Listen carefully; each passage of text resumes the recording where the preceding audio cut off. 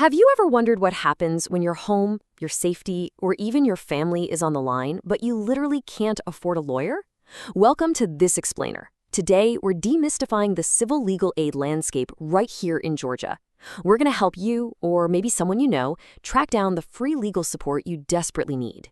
Now, you know how TV shows make it seem like absolutely everybody gets a public defender the second they walk into a courtroom? Well, the truth is actually quite a bit different. In the U.S., you're only guaranteed state-funded counsel for criminal cases.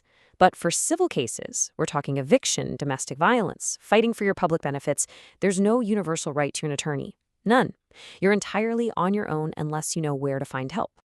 So here's our roadmap for today. We're looking at the civil justice gap, key legal aid providers, eligibility criteria, services provided, the application process, and finally, alternatives and next steps. All right, let's jump right into Section 1, the civil justice gap. Let's start by understanding what legal experts call the justice gap. It's basically this massive chasm that leaves a lot of moderate and low-income families totally defenseless. And look, we aren't talking about fighting traffic tickets here. If you're facing a civil issue that impacts basic human necessities, like maybe the potential loss of a home, being denied life-saving public benefits, or trying to get a protective order from abuse, there is no universal right to an attorney. It's tough because you have to navigate this really complex landscape of nonprofits just to find representation. But behind the scenes, there are organizations built specifically to bridge this gap. Just look at the IRS Form 99D for the Georgia Legal Services Program. They explicitly state their nonprofit mission right there at the top, to provide civil legal services for persons with low incomes, creating equal access to justice. It's literally written into their DNA. Moving on to Section 2, key legal aid providers. So Georgia geographically divides its primary free legal services just to make sure the entire state is covered. It's pretty straightforward. If you live in the core metro Atlanta area, specifically Fulton, DeKalb, Cobb, Gwinnett, or Clayton counties, the Atlanta Legal Aid Society, or ALAS, is your go-to provider. But if you live anywhere else in the state, you fall under the jurisdiction of the Georgia Legal Services Program, or GLSP. And yes, I mean everywhere else. That's 154 counties. It's a staggering number. The Georgia Legal Services Program actually maintains 10 regional offices across the state, specifically to ensure that rural residents aren't just left behind in the justice system. Okay, Section 3, eligibility criteria. Now, because these organizations obviously have limited resources, they have to prioritize who they can help. Eligibility really comes down to 3 main criteria. First up, you've got to live in their specific coverage area. Second, because of how federal funding works, you usually need to meet certain citizenship or immigration statuses. Though, keep in mind, there are major exceptions for victims of abuse, like folks who qualify for VAWA protections. And third, you do have to meet strict income limits. Let's talk about those income limits for a second. For example, Atlanta Legal Aid usually requires a household income at or below 150% of the federal poverty level. To put that into perspective, you're looking at roughly $30,000 a year for a family of 4. Now, some specific federal grants might tighten that limit down to 125%, while programs for seniors often have absolutely no income limits at all. The big takeaway here? Always call and check for sure. Which brings us to Section 4, services provided. So, if you do qualify, what kind of concrete help can you actually get? A lot of people think legal aid just means getting a lawyer for some dramatic courtroom trial, but it's actually way broader than that. These organizations offer everything from basic legal advice and brief services, where they literally help you draft official court documents, to running self-help clinics in local courthouses, all the way up to full court representation.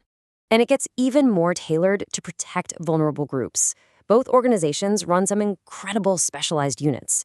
For instance, there's the statewide Georgia Senior Legal Aid for anyone over 60 and a military legal assistance program for veterans. Atlanta Legal Aid even has a health law unit dedicated entirely to supporting individuals diagnosed with chronic illnesses like HIV, cancer, or ALS. They step in to secure benefits and handle end-of-life planning when folks need it the absolute most. All right, let's get into Section 5, application process. Let's turn all of this into an actionable plan, right? Applying is a clear journey, so you really shouldn't be intimidated by it. Step 1 is simply to make initial contact. You can do this online, over the phone, or in person. Step 2, you'll undergo a quick eligibility screening with a paralegal just to check your income and location. And finally, step 3 is completing an intake interview where you'll discuss the exact details of your legal issue.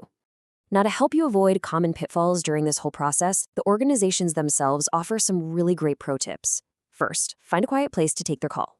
Second, have all your documents physically ready to go. We're talking lease agreements, public benefit letters, court summonses. And here's a surprising but absolutely crucial one. Turn off your phone's spam filter. Seriously, a lot of applicants miss their intake callbacks simply because their phone flagged the legal aid office as scam likely. Crazy, right? Next up, Section 6, Alternatives and Next Steps. So what happens if you don't fit the exact criteria for ALS or GLSP? Don't panic. Other incredible resources step in to fill those gaps.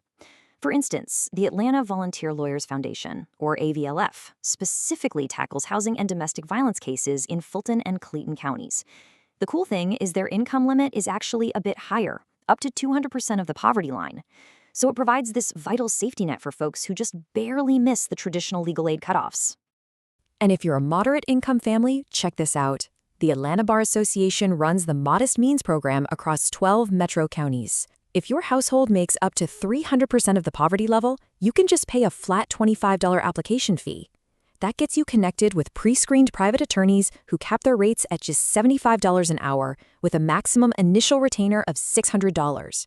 It's basically a fantastic bridge right across that justice gap. The ultimate takeaway from this explainer is to simply take that first step. Don't face a complicated legal system alone. Reach out to the organization in your county today. Whether you're using their online portals, calling the hotlines, or walking into a clinic, these organizations exist specifically so you do not have to face a confusing, terrifying legal system by yourself. Your basic needs, your rights, they are worth protecting. And finally, just a quick reminder, this explainer is strictly for informational purposes and does not constitute formal legal advice. Please be sure to consult with a qualified legal professional for personalized advice regarding your unique situation. But I want to leave you with this question to think about. Now that you know these free resources actually exist, who in your community could you share this with today to potentially change the entire course of their life? Thanks so much for joining me, and keep learning.